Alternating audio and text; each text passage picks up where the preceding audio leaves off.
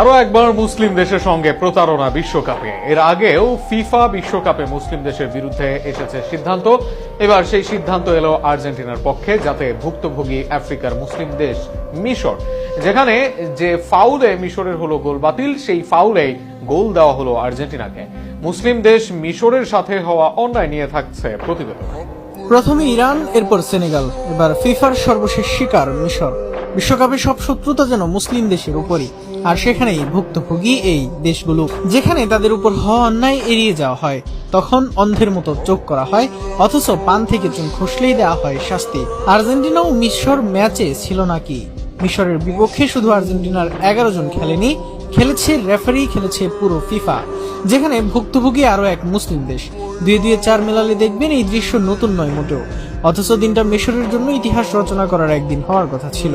শুরুতে হেডে এক গোল, এরপর জিকুর দারুণ কাউন্টার অ্যাটাক থেকে গোল, কি ছিল না মিশরের।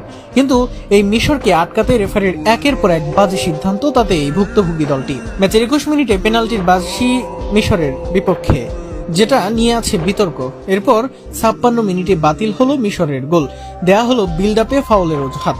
অথচ 91 মিনিটে যখন আর্জেন্টিনা করলো গোল, তখনও দেখা যায় একই ফাউল, কিন্তু সেই সময় ফাউলের বাঁশি বাজায়নি রেফারি, দেয়া হয়নি কোনো কল।